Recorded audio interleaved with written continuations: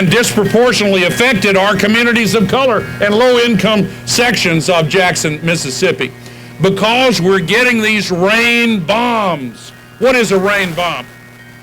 A rain bomb occurs when the warming, the heating up of the ocean, where 93% of all this extra heat goes, the heating up of the ocean puts way more water vapor into the sky. And you get these atmospheric rivers, and a whole lot of them come right over Harris County because you're north of the Gulf of Mexico, which is one of the fastest warming bodies of water in the entire world. And when they encounter conditions that trigger a downpour, we get a rain bomb. And it's all over the place. And so in Houston, here just since Hurricane Harvey, I want to make sure I get this right. According to the National Oceanic and Atmospheric Administration, in the calendar year 2019, last year, there were 14 climate-related disasters that cost more than $1 billion in damages. Half of them were in Texas. Of course, Texas is also the only state to have experienced a disaster in every single one of the categories involved: drought, hurricane, flooding, wildfire, freezing, winter storm, and severe storm. Houston, from May 2015 to September 2019, that's 4 years and 3 months, Houston was hit by 10 major flood events and 3 once-in-a-thousand-year downpours. Now, correct me if I'm wrong, is anybody here majoring in statistics? A once-in-a-thousand-year downpour, I'm given to believe, is not supposed to occur every single year. And in the U.S. as a whole, in the last 9 years, we've had 18 of them. So we've had 2 once-in-a-thousand-year events every single year because we have increased the amount of water vapor so much. But and look last year at the Midwest, 20 million acres of the best farmland in this country could not be planted because the farm fields were just completely flooded out all through the season for planting and on into when they might have otherwise gone into the harvest season. Now, taxpayers were called upon to bail them out, and I didn't complain about that as a taxpayer or a farmer, but farmers know that if that's going to happen once or twice every 5 years, that's not sustainable. And they don't want to live on bailouts. And so there is a movement to recognize this. Where is it coming from? Well, it's coming mainly from the petroleum industry, and we're right here in the center of the global petroleum industry. And they didn't intend to create this crisis. Now, a time came some decades ago where their scientists told them what they were doing, and some of them decided to look the other way and cover it up and lie to the public, and worse than that, launch major propaganda campaigns to pull the wool over the eyes of the public. But in any case, when it started, they had no intention of creating this global catastrophe. But they're still doing it. And here are the basic facts. Today, around the world, like every day, we will spew 152 million tons of man-made global warming pollution into the sky. And the sky is not a vast and limitless expanse, it's a very thin shell around this planet. If you could drive a car at interstate highway speed straight up in the air, you get to the top of the sky in between 5 and 10 minutes. Top of the sky defined as where you can't breathe anymore without an oxygen mask. Top of the sky defined as the level where the greenhouse gases congregate. And they linger there for, on average, a century or more. And the accumulated amount that's lingering up there is now trapping as much extra heat in the Earth's system as would be released by 500,000 Hiroshima-class atomic bombs exploding every single day. Hard to wrap my mind around a number that big. 5 Hiroshima bombs exploding every second. And that is causing catastrophic damage to the oceans, to the land, to the farm fields, and most of all, to communities who are afflicted with the consequences of environmental injustice. So we have to stop it. Now, here's the good news. Texas is also one of the leaders in the entire world in the development of substitutes for fossil fuels.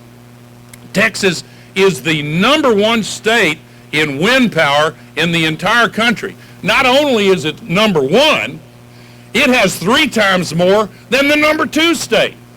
There are a lot of utilities here now, there are several utilities that have a new rate plan from 9 p.m. at night until 6 a.m. in the morning. Use all the electricity you want for free because they've got that much coming from the wind. Texas is also the #4 state for solar energy. And all over the world, we are seeing a dramatic change that is reminiscent of what happened with computer chips and mobile phones and flat screen TVs. Some areas of technology just come down in cost way quicker than anything we've been used to imagining in the prior history of business and technology. So put it this way, 5 years ago, electricity made from solar or wind was cheaper than electricity from fossil fuels in only 1% of the world 5 years ago. Today, electricity from solar and wind is cheaper than that from fossil fuels in 2/3 of the world. It's happened that fast. And 5 years from now, that'll be true in 100% of the world. Second biggest source of this global warming pollution is in transportation. Well, look at what's happening with electric vehicles. Still a small percentage overall, but rising so fast. Market cap of Tesla is now twice as big as GM and Ford combined. Best-selling model of any car in the U.S. is the Tesla Model 3, and we're seeing all over the world. In India, they've announced that by 2030, less than 10 years from now, it's going to be illegal to buy an internal combustion engine vehicle there. And in many countries, they're passing legislation serving notice, 2030, 2035, 2025, we're phasing out the internal combustion engines. So what's the third market for the petroleum industry? Plastics. Any problem there? Of course there is, because by 2050 they say the weight of the plastic in the ocean will exceed the weight of all the fish. And you all have heard that, but there are young people rising up to say, we demand a better future. We have a right to a better future. And we are willing to fight for a better future, and that means registering to vote and turning out to vote. So I'm just getting warmed up here. No, I'm going to try to rein it in a little bit because I want to give you a few more facts before I close. I'm really proud that there are so many jobs associated with this revolution we're talking about. Texas is the #2 state in America for the number of clean energy jobs. And when they talk about, a conflict between protecting the climate and protecting the economy, they don't know what they're talking about, because the new jobs are in renewable energy and in a sustainability revolution that is the greatest investing opportunity in the history of the world. We're seeing a sustainability revolution, the early stages of it, that it has the magnitude of the Industrial Revolution and the speed of the digital revolution. That's where the new jobs are. That's where the new opportunities are. But here's the thing. In order to speed up this transition and save our future, we have got to save our democracy. In order to solve the climate crisis, we've got to solve the democracy crisis. And there is a simple and clear remedy, and that is a big increase in participation. Look at what happened here in Texas and here in Harris County just 2 years ago when there was a massive increase in voter participation, led by young people, led by some of your predecessors right here on this campus, by the way, and led by some of you. Thank you very much, because you saw a big change. And in the Congress of the United States, the House of Representatives had the biggest so-called wave election in the entire history, modern history of the United States. And the Senate didn't change, but that's a different breed of cat. Only 1/3 of their seats are up every 2 years, and that could change this time too. But do not listen to anyone who says my vote doesn't count. Your vote does count. Come on and participate. I don't care who takes your signature. I don't care who gives you the facts of life on this. We've all got to work together.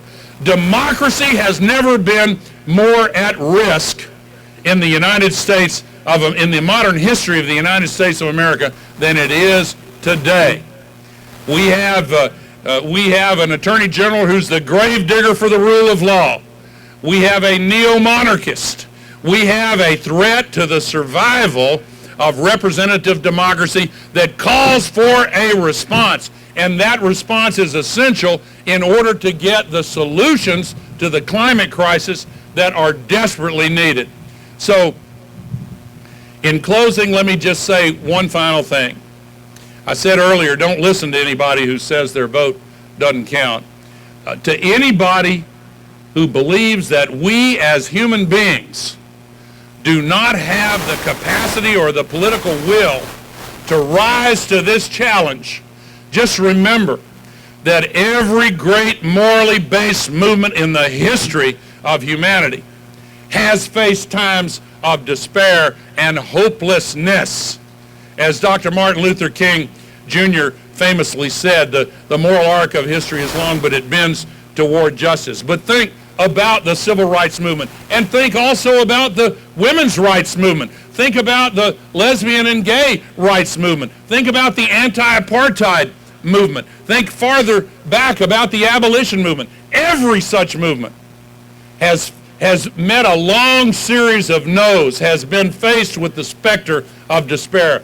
But in every single one of them, the moment that young people joined the cause, the moment that young people got seriously involved, that's when the victory started to take shape. So you tell them that if anybody ever thinks that we as human beings don't have the political will to move toward justice, political will is itself a renewable resource. Thank you very much. Let's register these folks to vote. Thank you.